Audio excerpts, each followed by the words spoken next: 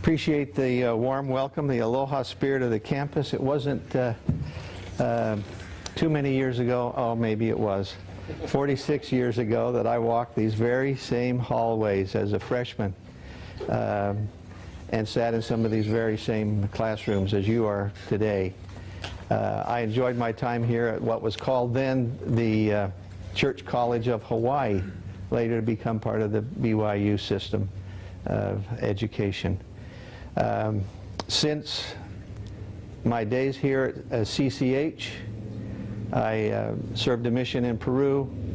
Later I was drawn back to Peru because of the poverty and the need for economic development that we saw among the members of our church down there.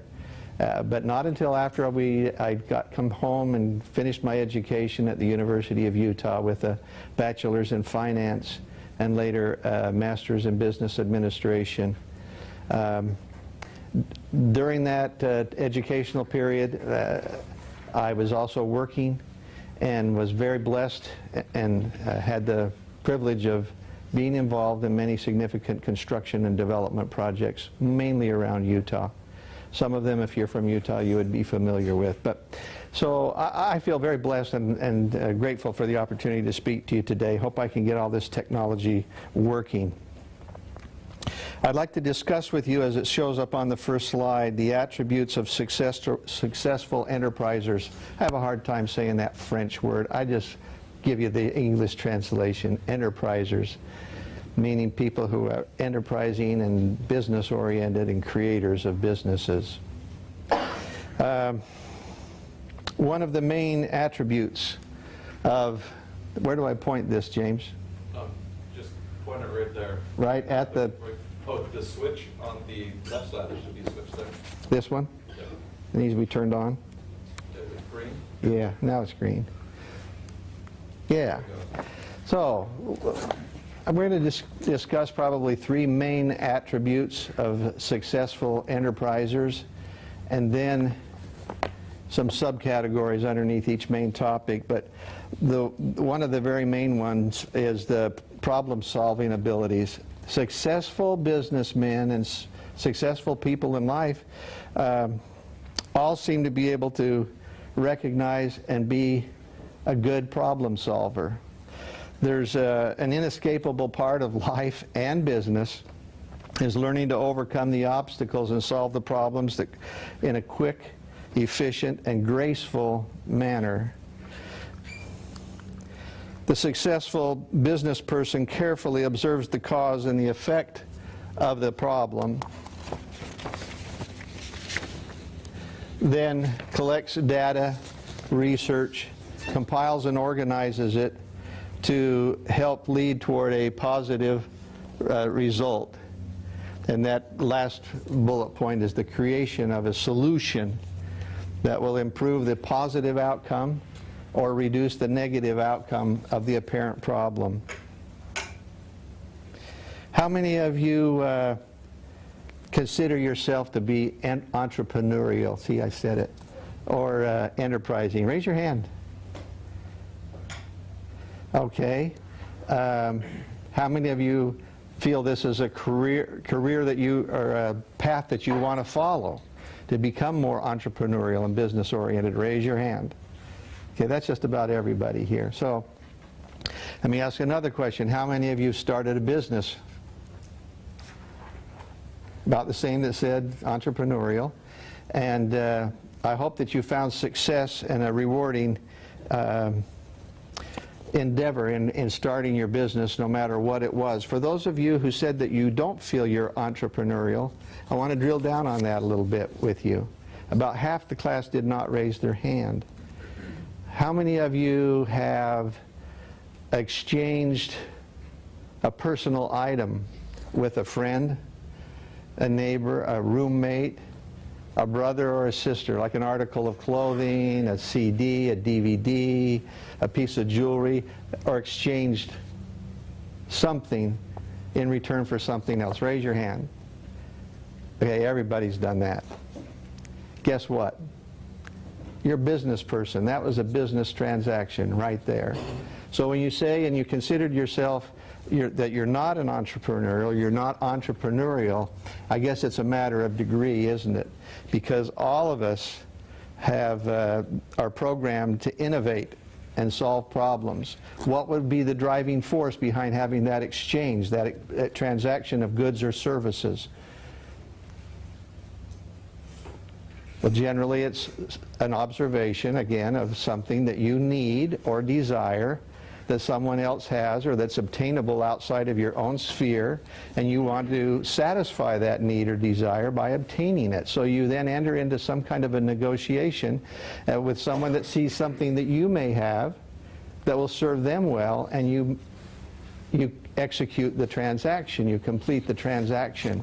That's a business transaction, and it's the genesis of an entrepreneurial spirit.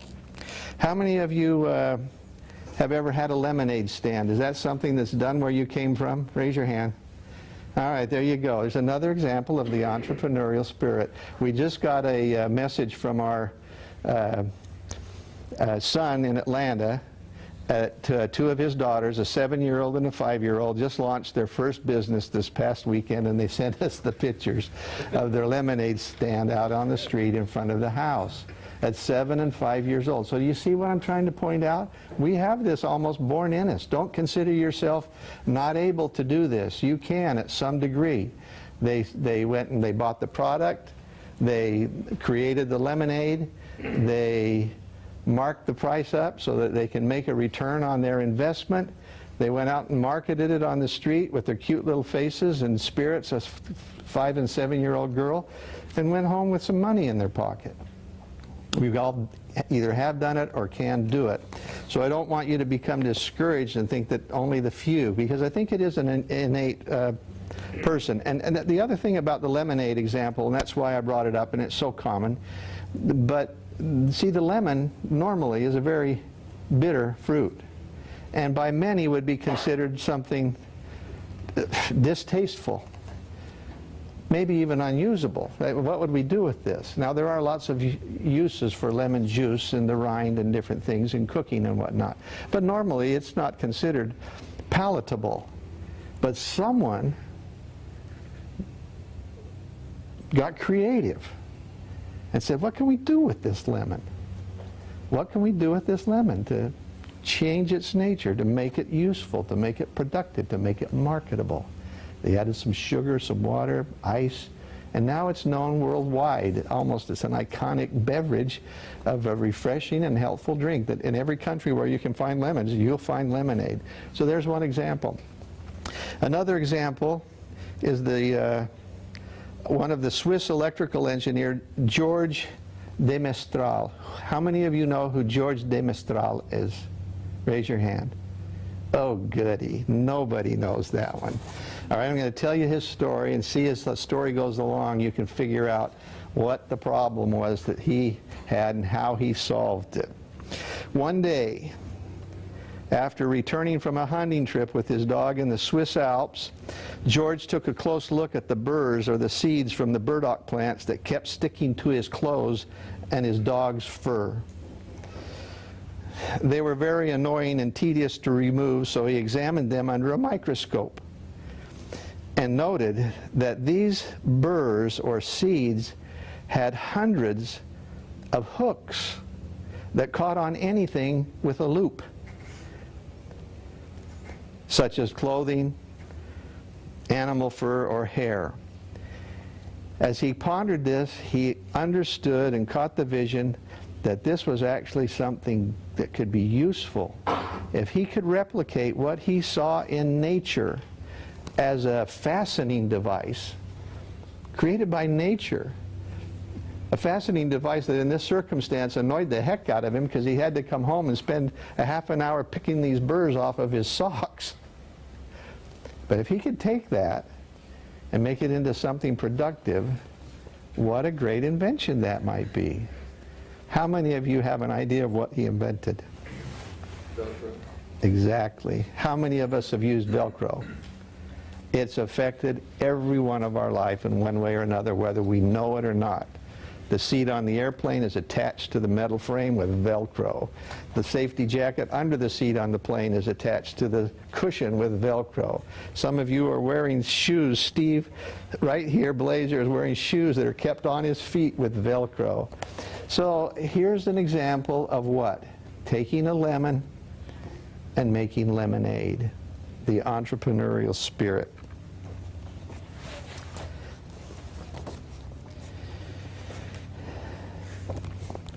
One of the problems that I've observed in my various travels throughout the world and in many, many countries, almost all of the countries, Spanish-speaking countries of Latin America, in North and Central South America, and other parts, even in Africa. One of the problems with primary and secondary education systems is that they lack an emphasis on creative thinking. Schools tend to focus on memorization of facts and fail to emphasize finding creative solutions to problems. Higher education does a much better job emphasizing critical thinking.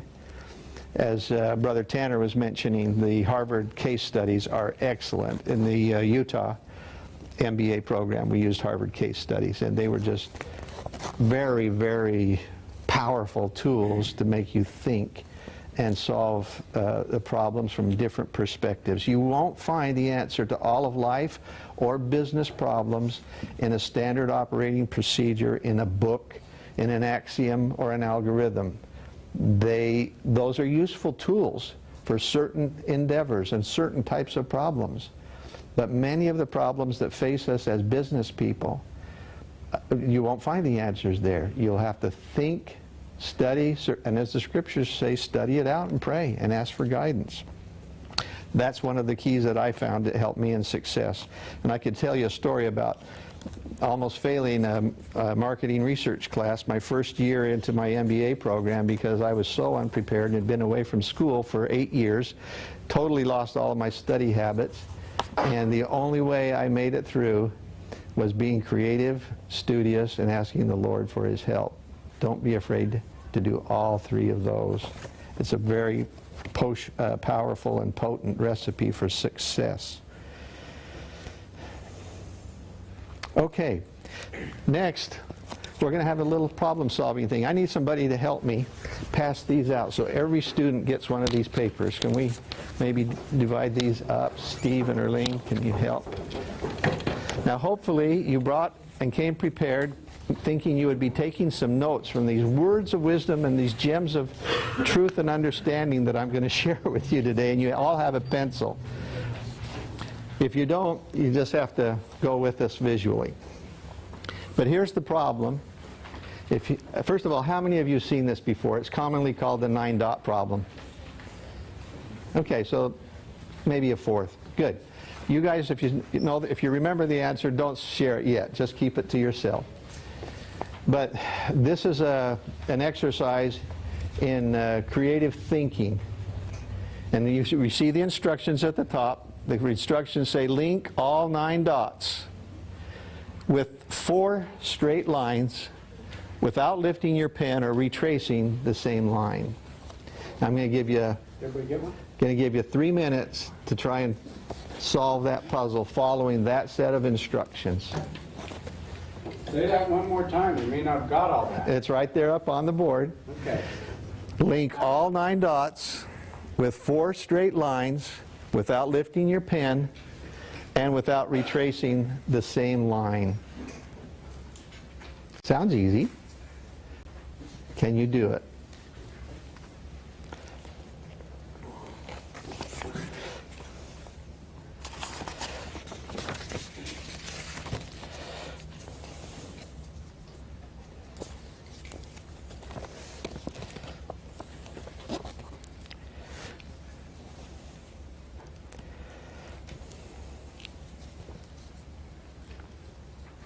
I know I should have music playing right now, but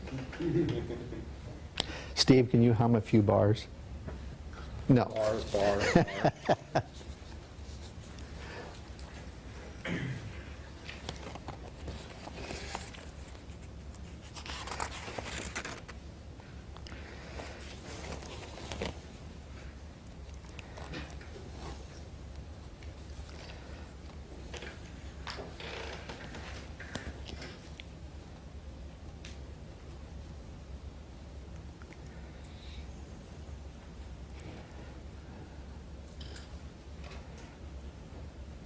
One more minute.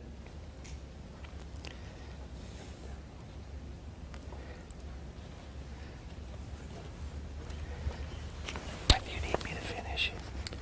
We need to finish about 12. Oh, okay, so we have a full hour. Yeah. Do they have to be in class or? Well, if you finish a couple minutes, you want to leave some Q&A time possibly.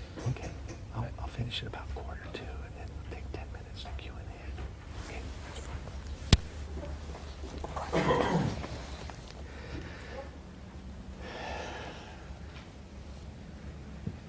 I still see a lot of heads down. I'm going to give you another 30 seconds.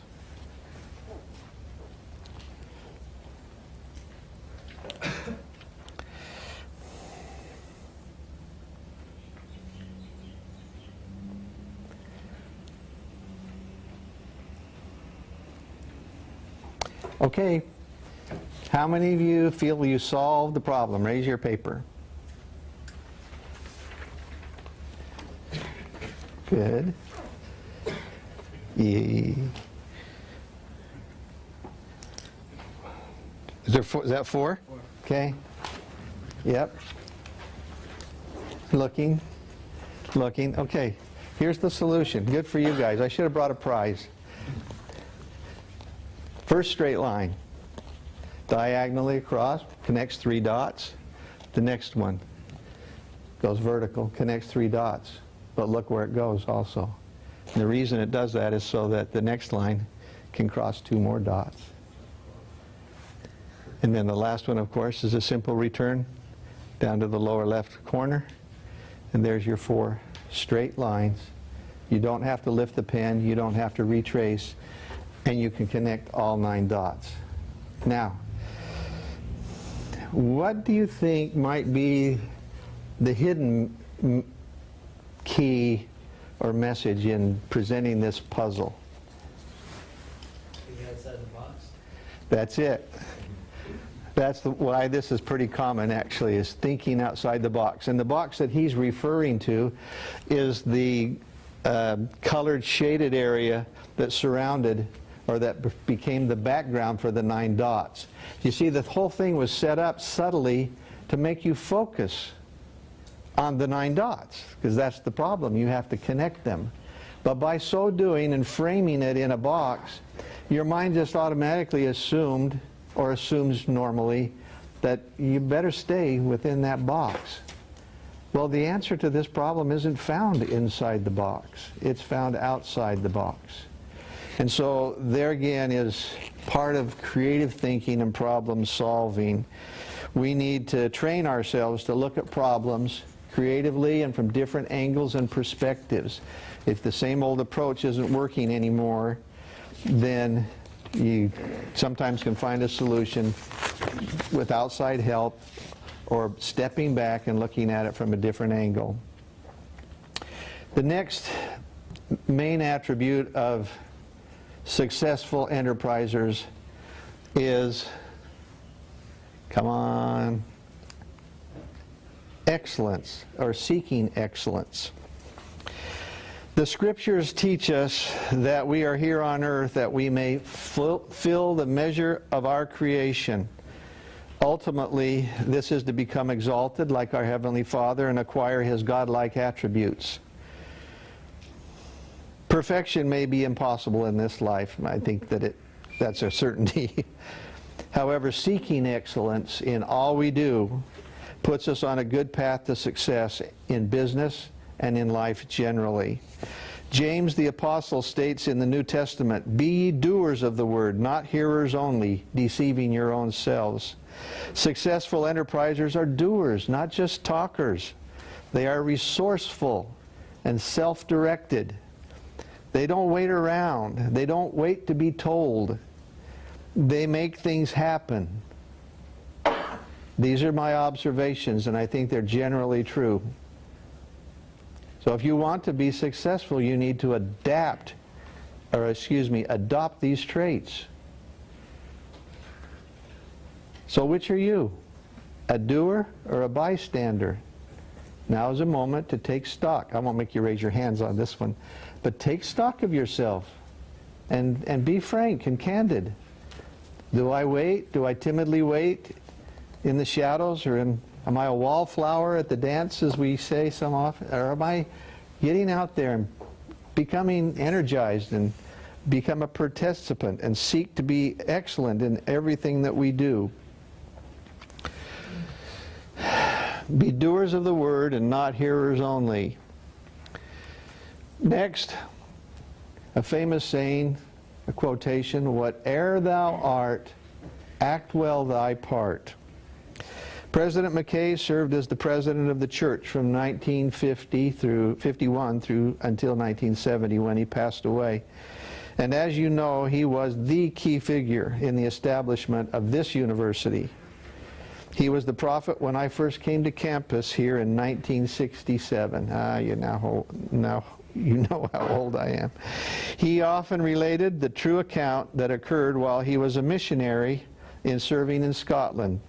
He was feeling homesick, and after being in the mission for just a short time and spent a few hours sightseeing at nearby Stirling Castle, when he and his companion returned from visiting this castle, they passed a building where the stone above the door had a carved inscription of a quotation usually attributed to Shakespeare. It read, "Whate'er thou art, act well thy part." Recalling this experience in a talk given in 1957, President McKay explained, "I said to myself, or the Spirit said within me, you are a member of the Church of Jesus Christ of Latter-day Saints. More than that, you are here as a representative of the Lord Jesus Christ. You accepted the responsibility as a representative of the church." Then, said President McKay to himself, I thought about what we had done that afternoon. We'd been sightseeing, and we gained historical instruction and information, that is true, and I was thrilled with it. However, that was not missionary work. I accepted the message given to me on that stone. And from that moment, we tried to do our part as missionaries in Scotland. This message, "Whate'er thou art, act well thy part," was so important and had such an impact on young Elder McKay that he used it for inspiration for the rest of his life. He determined that whatever responsibility he had, he would do his very best. So again, seeking excellence in what we do. Do you think a business person, of a manufacturer, or of a product, or a provider of a service would last long in business if his product didn't meet excellent standards and wide acceptance by the public? He might start out fine, but eventually the mediocre production quality, the lack of excellence in his product or in the way he runs his business will catch up with him. And soon he'll be looking for employment somewhere else.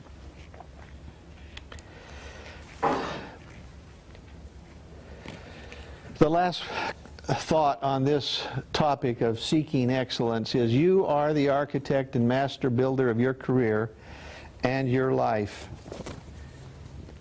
How are you coming? As Brother Tanner mentioned, I'm over construction, so I apologize. You're going to hear some construction and design and building metaphors. That's what I relate to.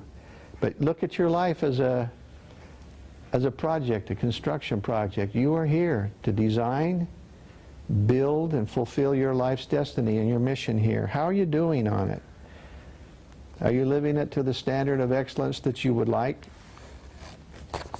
We're going to talk about that now in terms of a scale here. This scale is one that I've used with my children in our family discussions and in our discussions about success and how do you achieve success, how do you become recognized, how do you rise to the top and become successful in your endeavors. And that basically the scale is from 1 to 10, and we use that scale, or we have used it, and I'll share it with you to kind of make observations of how we're performing. You'll see across the bottom I have 4 categories: family, education, career, and service work. And I'd like you now to just, in fact, I just want to ask you, on a scale of 1 to 10, with 10 being almost perfect or perfect, in other words, impossible, and one being, you know, if you're number 10, you're not going to be here long. You're going to be translated like Enoch was.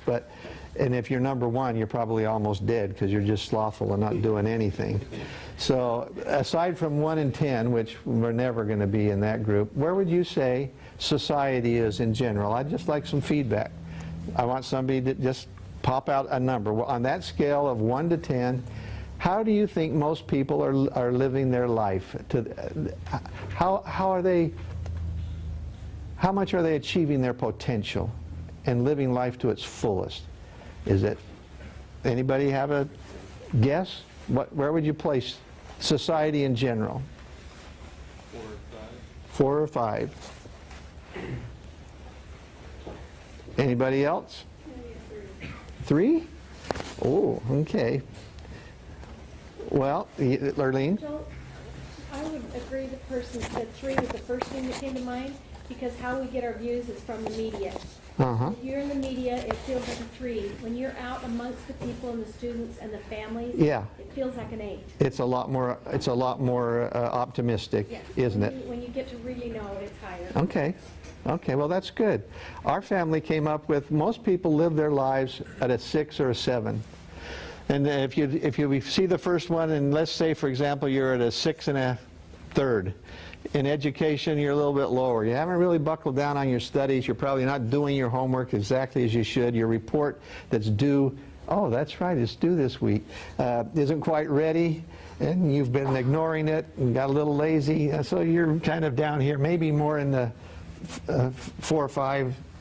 I hope no one's living at a level 3. But in career, you know, if you're out in the business world or you're focusing on your career, maybe you're a little bit more, and in your service, you're going to church regularly and you're fulfilling your commitments. Generally, observation, this is non-scientific, but our observation is this: most people live their life, the average person, around about a 6 or 7 of their potential. Maybe we're optimists and we look at it a little bit more optimistically than others. Pick the number that you want. But what do you do if you want to be better? What do you have to do to be a little better than that? Well, let's be in the 7 range, you know, stand out. So 6 and 7, maybe the family, you're a little more focused on your family. Oh, now these people are just much more highly motivated on education. And as far as career, that's coming later, so that's down a little bit lower, but still in the 7 range. And service, yeah, they're really involved. They have some leadership roles in the community, and they're out maybe serving the political campaigns or working harder in the church or doing relief work. Humanitarian work. But how do you really stand out from the average or the mediocre or the norm? How do you do that? It's very simple. You just have to add a little bit more energy, a little more heat to the fire, and be an 8. Erlene, an 8. An 8.5 in education. Put your whole heart and soul in it with your might, mind, and strength. Career, yes. Seek the best. If you do these things, you'll be noticed and have career opportunities, whether it's your own business or working for someone else. And service work, give back to the community. Now, the reason I framed this in these charts and these bars is so you can see what it takes to simply stand out from the crowd. I mean, here's a crowd right here. We've got 40 or 50 people here. And if it's from a distance, you would all look the same to me if I didn't see your faces. But what would you have to do to get my attention if I was standing up here? Just stand up, heads and shoulders. If Richard pops up right now, he's going to get my attention, and he's going to be noticed, and people will take notice. It's very simple. Do you know what water is at 211 degrees Fahrenheit or 99 degrees Celsius? Hot water. And what is it if you add enough energy to raise that temperature 1 degree and become 212 degrees Fahrenheit or 100 degrees Celsius? What does it then become? It becomes steam. Do you recognize the difference, the power, the potential of those water molecules, the 2 hydrogen and oxygen molecules, when that transforms from a liquid to a gas at 212 degrees. It has powered boats, huge vessels across the ocean. It has run machinery and machines, and the electricity right here that we're using to show this slide presentation, to turn on these lights, to run the camera, the electricity, most of it is generated by steam. But with hot water, you're not going to get much out of it. How that works is basically the diesel fuel, the natural gas, or the propane is burnt. It boils the hot water, creates steam. The steam turns a turbine generator that generates electricity, and it's transmitted throughout the whole island of Oahu.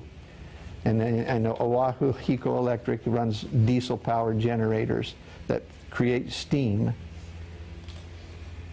in many cases, to generate electricity. Or that's how it works mostly throughout most of the power plants in the USA. So here again, a little bit of effort, a little bit of extra energy pays off big, big dividends. Okay, the last attribute of a successful enterpriser that I wanted to talk to you about today is balance and alignment. My dad was an auto mechanic for most of my youth. He later he was an enterpriser. He owned his own business. He worked for Bennett Ford in Salt Lake City as a front-end specialist, aligning wheels and suspensions, chassis on the cars that came into. Later, he found an opportunity to start his own shop and became his own boss and his own man. After that, he got tired of coming home with grease under his fingernails every night and said, I can do better. He studied contracting and learned how to build homes, which got me involved in the construction industry. And then after that, a few years, he says, I think I can do something more of a white-collar job even than construction.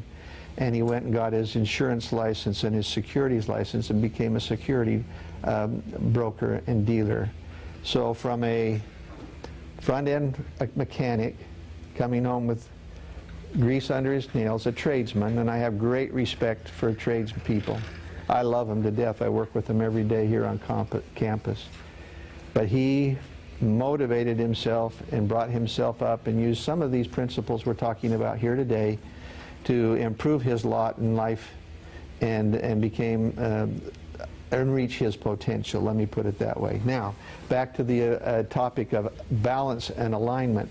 As a front-end mechanic, he showed me how tires would come in on a car that were worn completely off on the edges.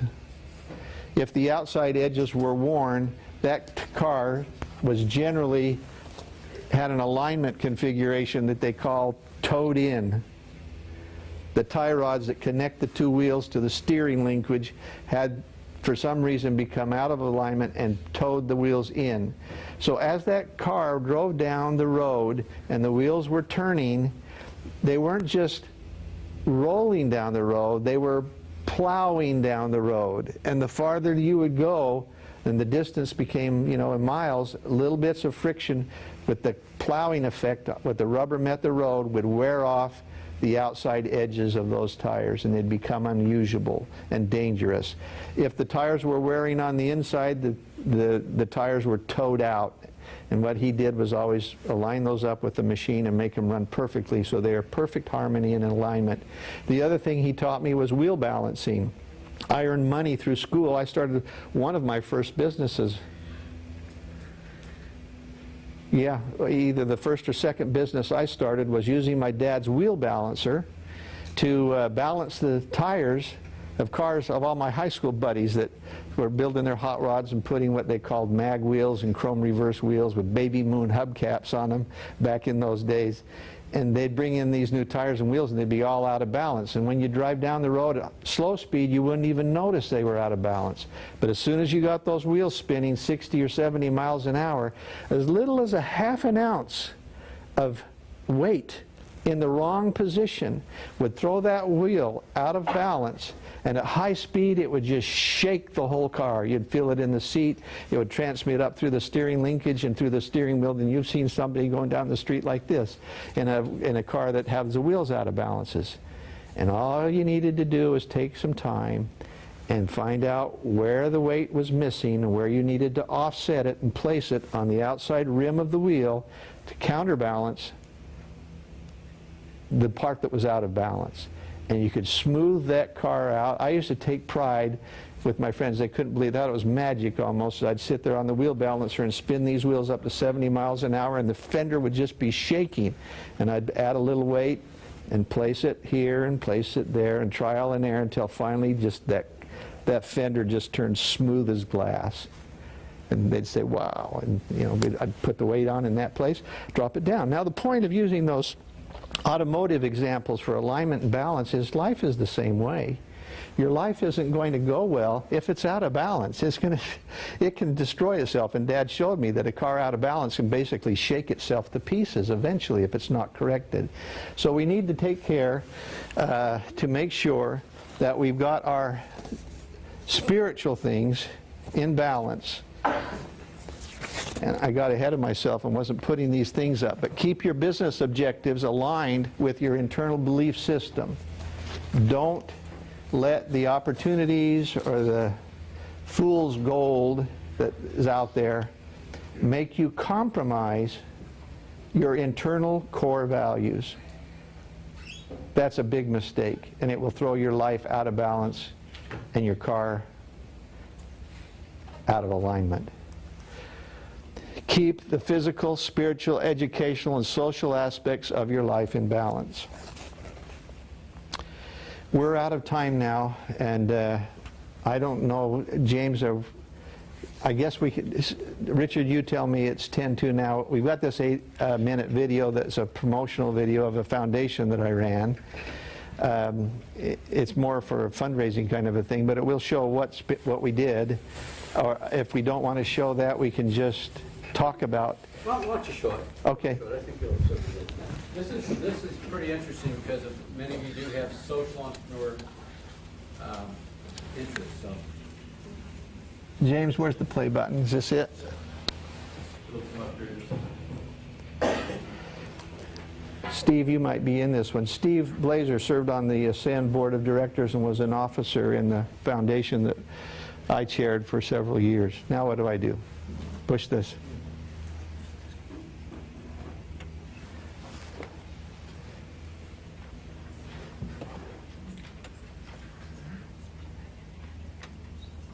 Oh, we have to turn it on first? Power button.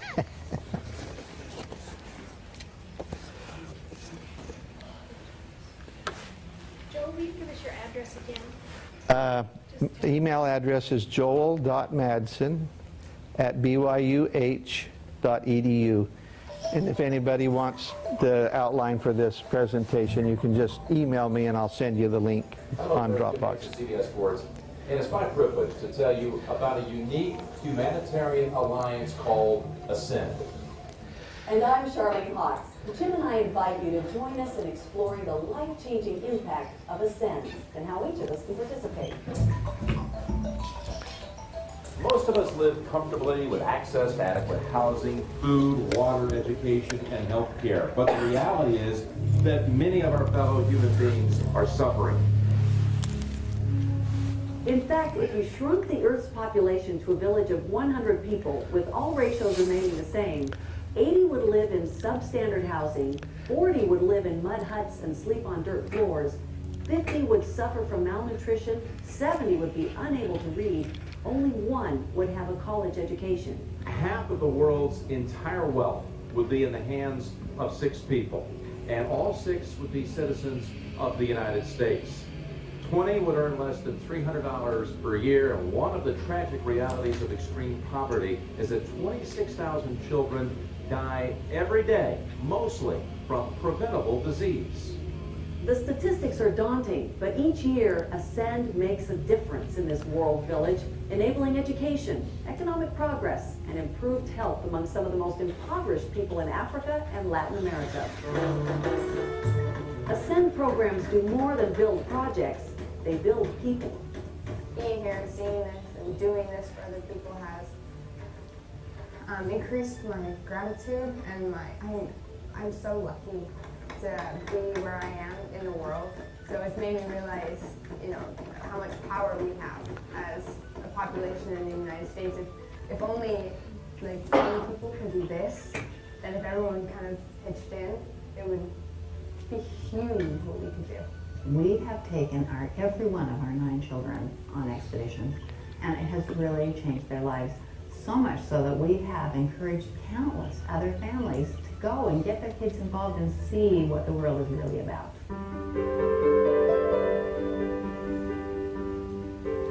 Ascend's mission is to empower those in need, to save their children and ascend out of poverty. And what makes this mission and organization unique is sustainability.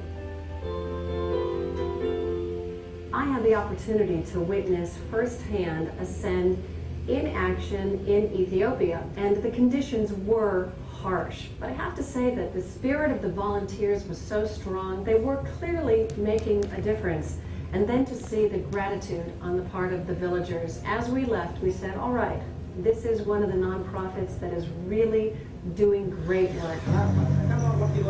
Some give a man a fish and feed him for a day. Others teach a man to fish and feed him for a lifetime. Ascend takes people fishing so they can feed others. Ascend is a serious organization and very responsible. Ascend knows what a man needs to succeed. They know for a man to ascend upwards, it requires 3 things: work, work, and work. We'd like to break into groups. Staff and volunteers work in partnership with beneficiaries, local governments, and other organizations to leverage resources in achieving an exceptional result. It's a privilege to work with Ascend because they have increased the self-esteem of the community and have made an important impact in LaGuardia. Such powerful teamwork enables Ascend to leverage contributions to see life-changing, sustainable results in 4 solution areas. The first being education.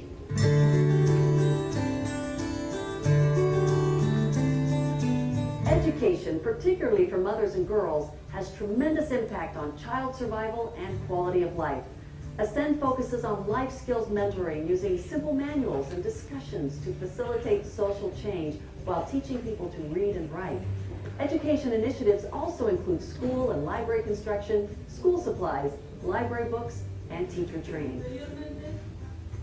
Improving education and literacy is essential for the future of Ethiopia.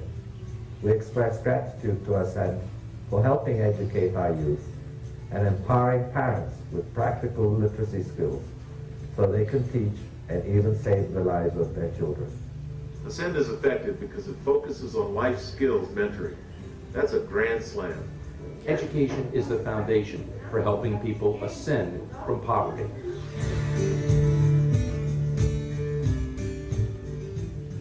Ascend's enterprise programs are unique because 2/3 of the program consists of hands-on mentoring with entrepreneurs in their businesses, homes, or farms, helping them to put what they learn into action.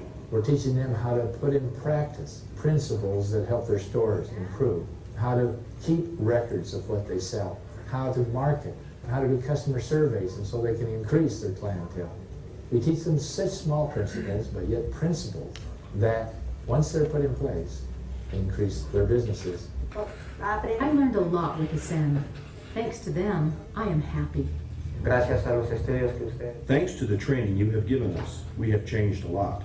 So much that he who is up above tells us, hey, look at yourself. You're another person now. As a coach, I understand the importance of training. It's not easy, and it takes patience and effort to help people put correct principles into action. But it's worth it. I've seen the results on the field and in life. That's what I like about Ascend. They take time to do it right. They help those in need to ascend out of poverty by giving them the tools and hands-on experience they need to make more money and save their kids' lives. The work of helping those in need to ascend out of poverty through sustainable enterprise development is a powerful mission. We're certainly proud to have Ascend headquartered in Utah, and you should be proud to be part of this important cause.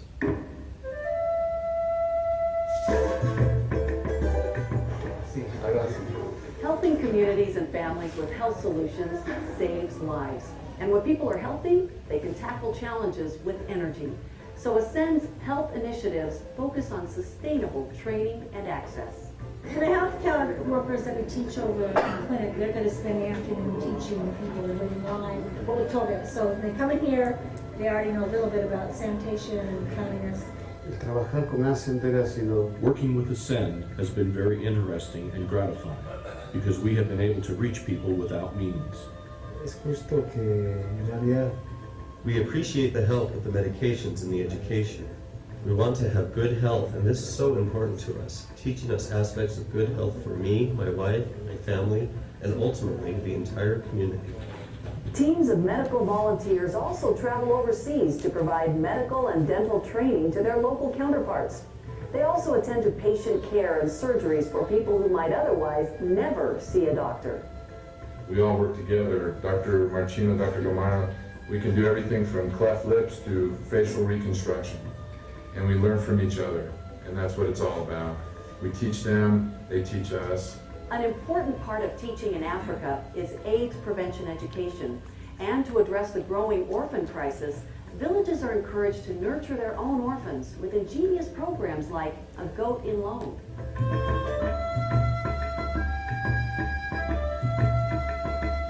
Waterborne disease is the primary cause of childhood mortality throughout the world. Ascend offers simple solutions to alleviate this serious problem, including several hand-dug well technologies, hand pumps, rainwater harvesting, filters, and other approaches. Sanitation is also a big challenge. Simple latrines and smokeless stoves help clean up the environment so that children survive. Have the garden projects helped the families? 100%. Yes, 100%. The family gardens have benefited the mothers, who have then been able to provide for the needs of their children.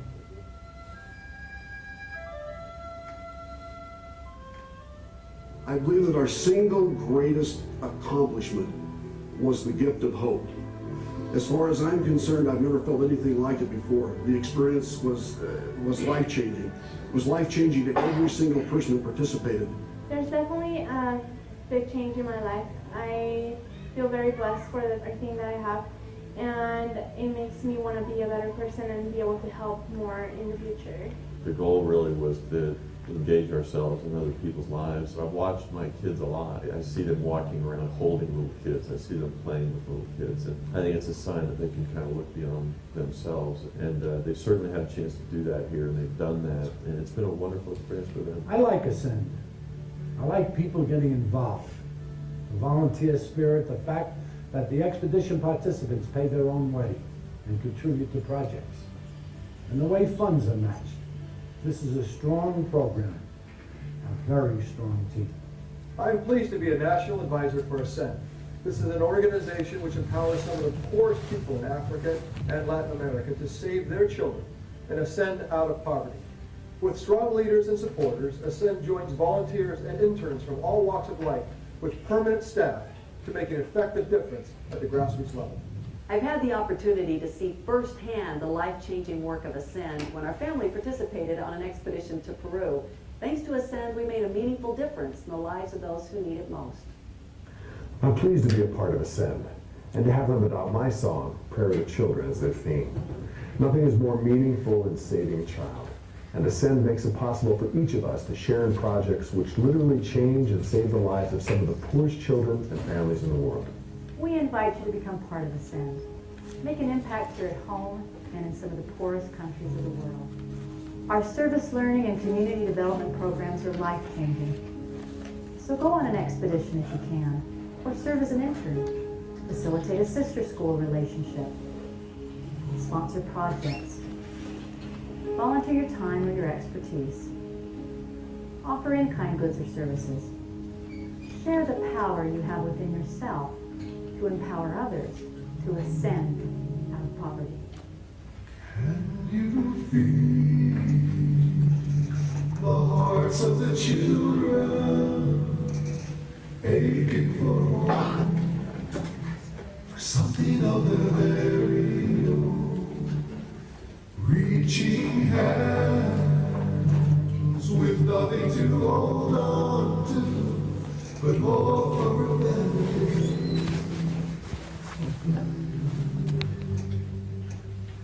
crying, Jesus, help me to feel the love again I own. But if unknown roads lead away from, give me a loving arm. Keep from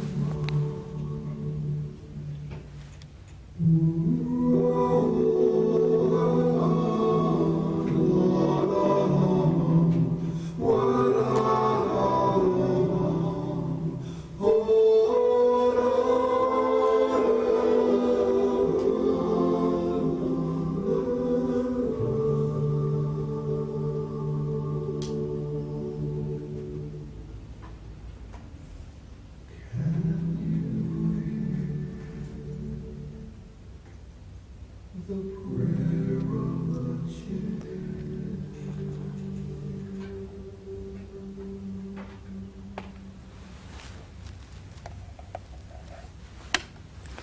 Sorry to make some of you late for your next class. I guess that wasn't the 8-minute version. It was the little bit longer one. Thank you for your time and attention. I hope that this is a benefit to you in some small way.